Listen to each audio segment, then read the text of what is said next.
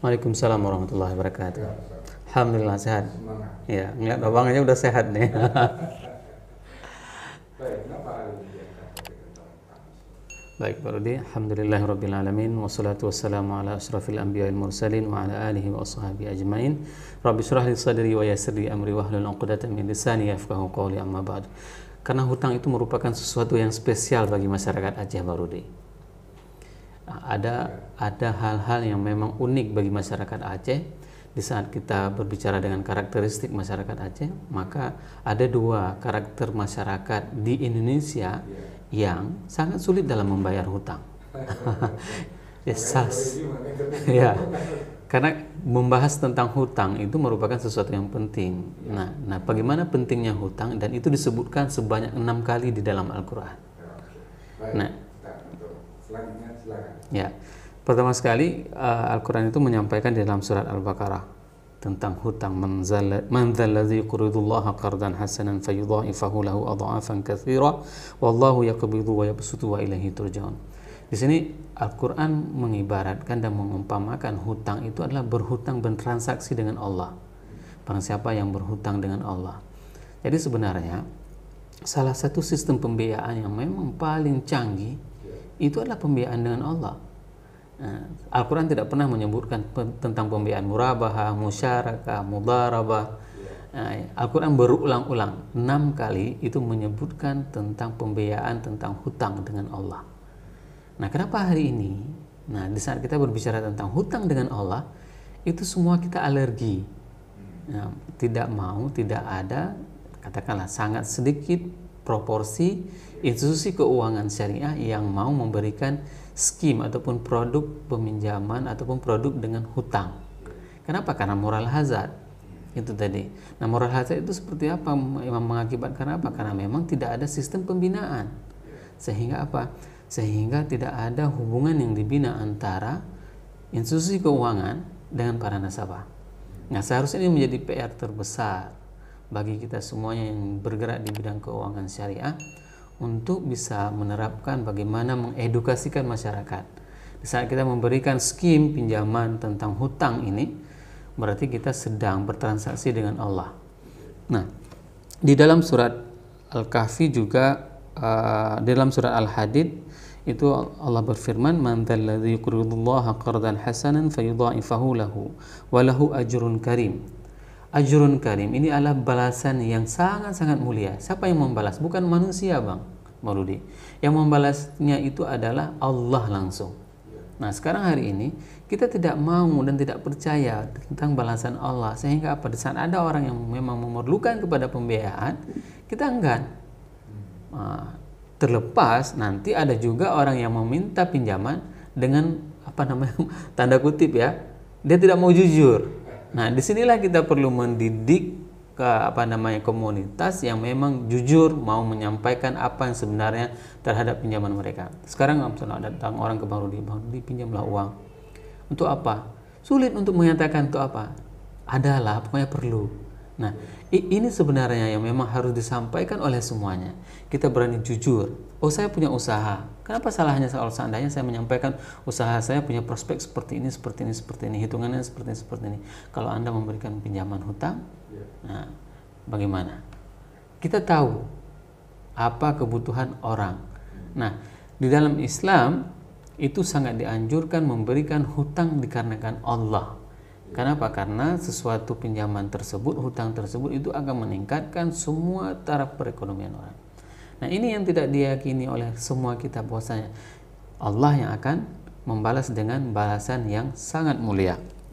Di dalam surat Hadid juga ayat 18 Allah berfirman, innal musaddiqina wal musaddiqati wa aqradullaha qardan hasanan yudha'afu lahum wa lahum ajrun karim. Nah, di sini juga dikatakan bahwasanya orang-orang yang bersedekah itu akan diberikan balasan dan berlipat ganda.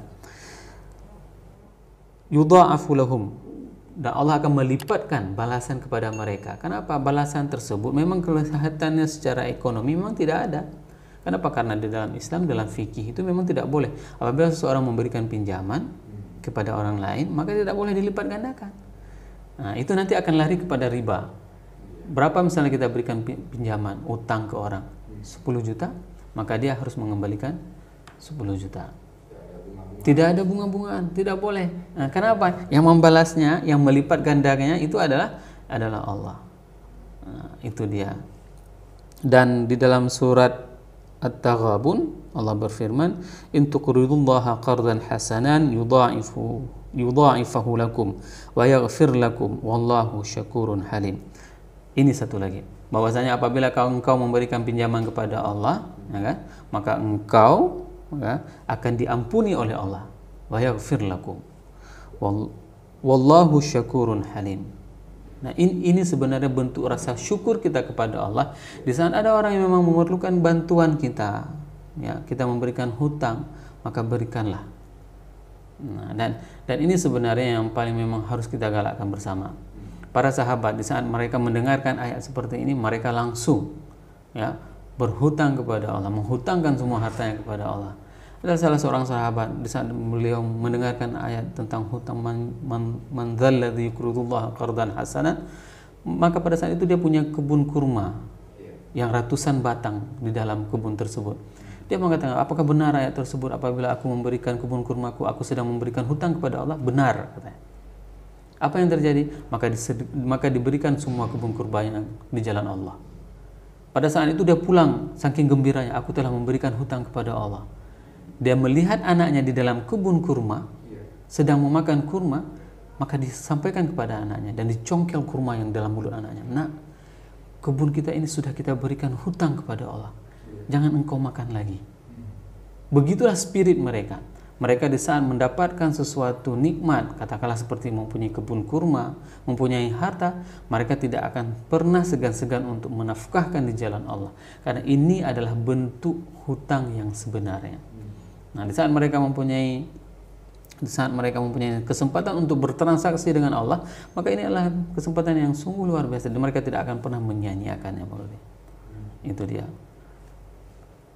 Nah, berikutnya perintah apabila kita menceritakan tentang hutang di dalam bisnis, itu disebutkan di dalam surat Al-Baqarah ayat 282. Ini ayat yang terpanjang. Allah berfirman, A'udzubillahi minasyaitonirrajim. Bismillahirrahmanirrahim. Ya ayyuhalladzina amanu idza tadayantum bidainin ila ajalin musamman faktubuh. Nah, ini anjuran seseorang apabila seseorang tersebut melakukan transaksi bisnis, ya, mempunyai transaksi hutang sesama rekannya, ya, maka hendaklah dia menulis. Kenapa? Karena di saat transaksi tidak tunai itu dilakukan antara dua pihak ataupun lebih, itu akan terjadi potensi untuk terjadi kecurangan apabila tidak tertulis. Maka Al-Quran mewarning kita, apabila engkau melakukan transaksi tidak tunai, misalnya seperti hutang, ya, maka lakukanlah penulisan, catatlah, maka hadirkanlah para saksi.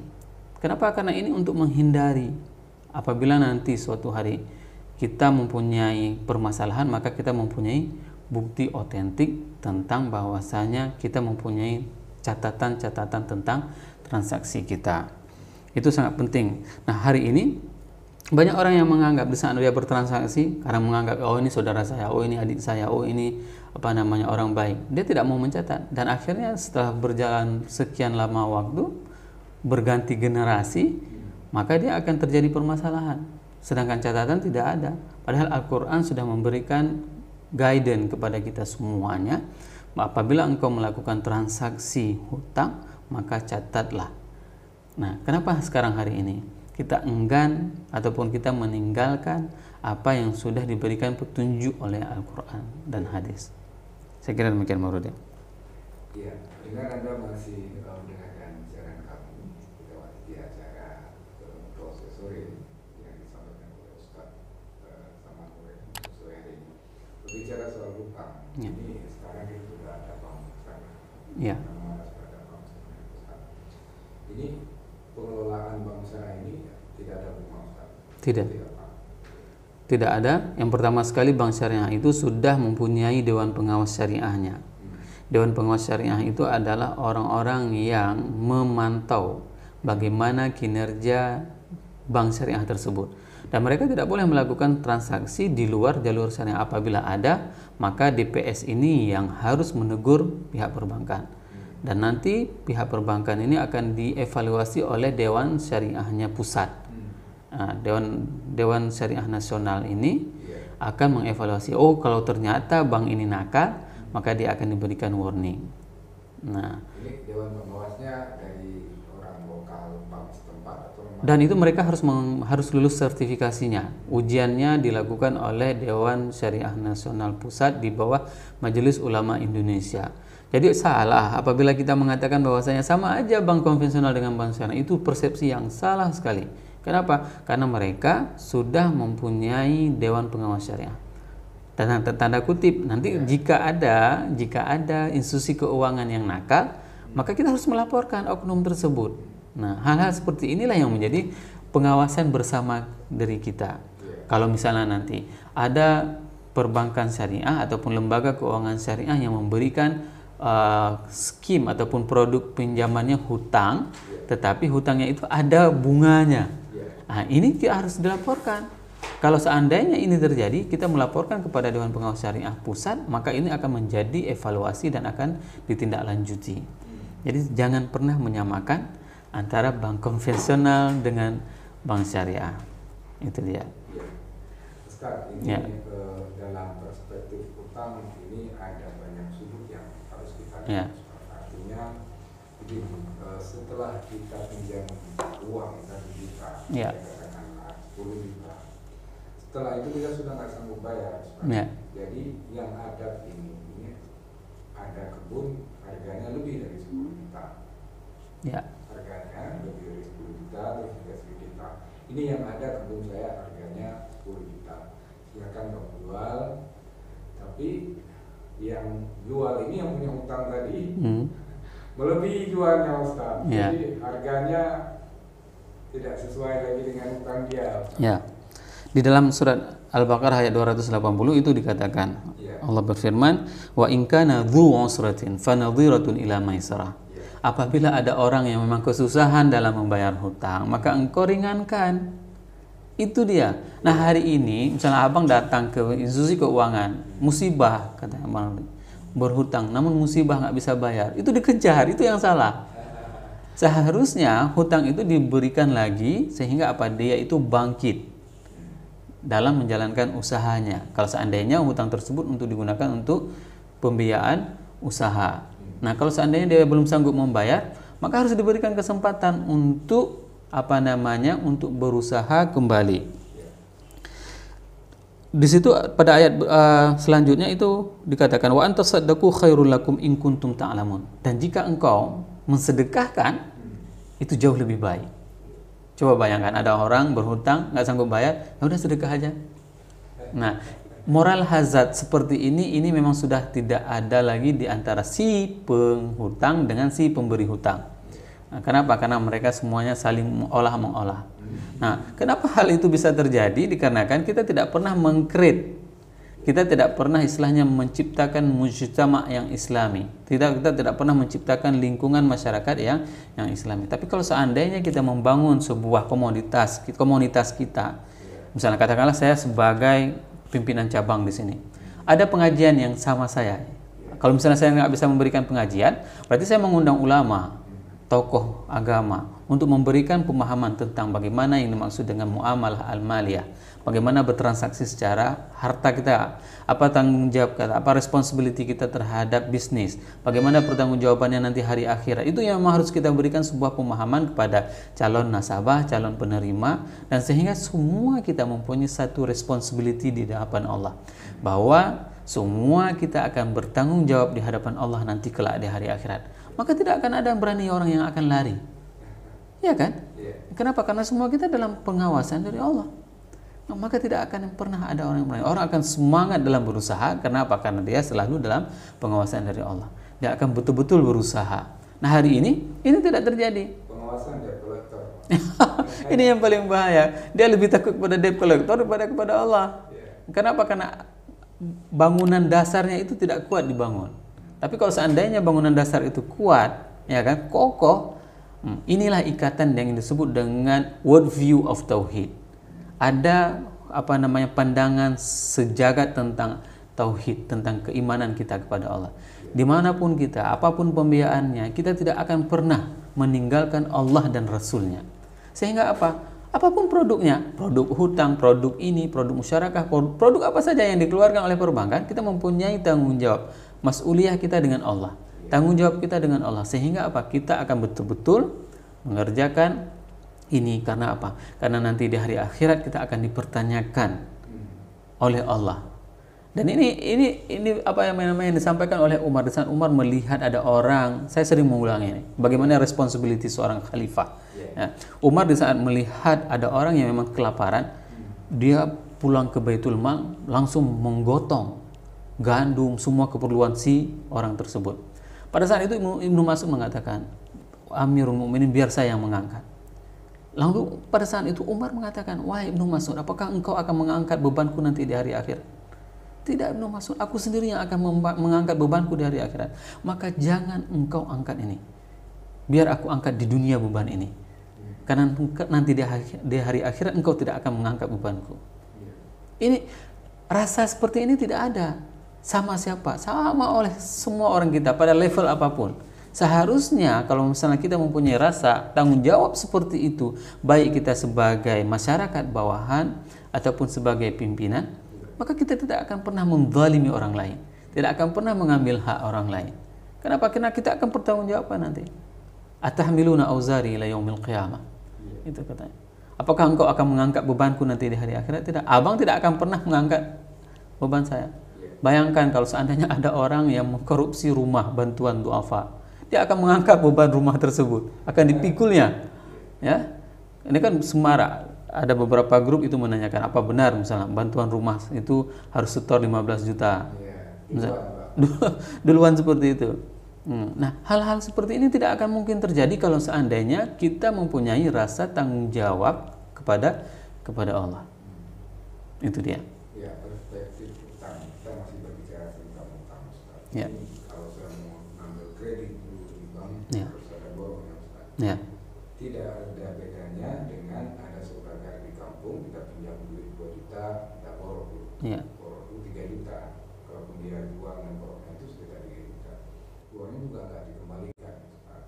Ini perbedaan seperti ini menurut saya seperti apa? Permasalahan borok itu permasalahan yang memang permasalahan terkini. Karena apa? Karena itu beda masyarakat, beda perilakunya. Kenapa dulu pada masa Rasulullah, pada masa sahabat, ya, pada masa khalifah, 4 khalifah itu tidak ada borok? Karena memang masyarakatnya masyarakat yang baik semuanya, masyarakat yang jujur semuanya. Nah, hari ini masyarakat kita tidak lagi seperti kehidupan mereka. Nah, ini menjadi permasalahan yang paling utama, Bang Rudi. Ya, kan kita tidak bisa menyamakan antara orang yang terdahulu, ya, dengan sekarang. Maka sekarang diambillah sebuah inisiatif untuk tidak terjadinya pelarian terhadap apa saja, maka dimintakanlah borok, dan itu dibenarkan. Nah, permasalahannya kalau seandainya pengambilan kredit itu bukan dalam bentuk akad jual beli, maka itu tidak boleh. Kalau seandainya kredit itu diberikan dalam bentuk uang, itu tidak dibenarkan. Misalnya abang datang, ya, diberikan uang, itu tidak boleh. Nah, yang dibenarkan itu adalah dalam bentuk jual beli, tapi bayarnya secara kredit. Itu dinamakan dengan bai' bisaman ajil. Dalam fikih itu memang sudah disepakati dan itu memang dibenarkan. Nah, itu yang memang harus kita bedakan. Sekarang kalau misalnya kita datang ke salah satu institusi pembiayaan, mau ambil sepeda motor dikasih uang, nah itu yang tidak dibenarkan. Tapi kalau seandainya akad kita itu adalah akad jual beli, ya, maka yang dibeli itu adalah sepeda motor. Maka sepeda motor itu diserahkan kepada kita. Pihak keuangan itu yang akan men-store sepeda, yang membeli sepeda motor pada katakanlah dealer. Lalu dia akan memberikan kepada kita dengan harga jual secara kredit. Dan itu dibenarkan. Kenapa? Karena transaksi murabahahnya sudah terjadi. Yang tidak boleh kita membeli sesuatu yang memang itu bukan milik kita, menjual sesuatu yang memang belum menjadi milik kita. Yang lagi urung pulau sanga, misalnya seperti itu. Saya kira demikian, Pak Rudi. Ya, menarik kita berbicara tentang masalah hutang. Ya. Di akhir pertemuan kita sore hari, Ustaz, apa yang menurut Ustaz tuntunan yang baik untuk masyarakat kita di Pulau Sumbawa tentang hutang? Ya, pertama sekali jangan pernah ragu dengan bertransaksi dengan Allah. Karena bertransaksi dengan Allah itulah yang dinamakan dengan transaksi yang betul-betul mendapat balasan yang mulia, akan dilipat gandakan, semuanya yang hal-hal yang paling baik. Maka hutangkanlah harta kita kepada Allah. Contohnya seperti tadi, ada kemudahan apa? Abang punya kemudahan untuk bangun masjid, bangun. Ada kemudahan dari kebun sawit untuk membiayai anak yatim piatu, berikan.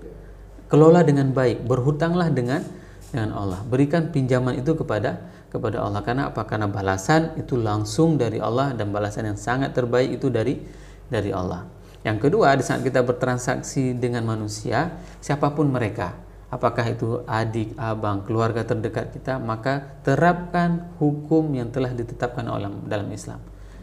Yaitu apabila kita berhutang, maka kita tuliskan. Nah, kenapa? Karena ini penting. Untuk generasi sekarang mungkin kita baik-baik, abang sama saya masih baik. Begitu turun kepada generasi berikutnya, anak kita, itu sudah beda pandangannya. Kalau nggak ada ayah saya nih nggak bisa, usaha ini pasti akan pokoknya nanti akan panjang. Maka perlu kepada pencatatan. Nah, pencatatan ini sangat penting sekali, Bang. Kenapa? Karena Al-Quran sendiri yang menyampaikan. Ini satu-satunya ayat bagaimana yang menjadi landasan dalam transaksi di dalam ekonomi Islam. Dan yang ketiga adalah kita melakukan transaksi ini, ya, baik itu bertransaksi hutang dengan Allah dan hutang dengan manusia, maka ini merupakan sebuah sistem pembiayaan yang dapat meningkatkan perekonomian kita. Saya kira demikian, Maulid. Kita akhiri sampai di sini. Insya Allah kita akan sambung pada Senin yang akan datang. Pada pertemuan berikutnya, dialog tentang ekonomi syariah. Semoga Allah telah mempersatukan kita lagi di pertemuan ini untuk kegiatan-kegiatan yang bisa meningkatkan keimanan kita kepada Allah dan kepada Rasulnya. Assalamualaikum warahmatullahi wabarakatuh.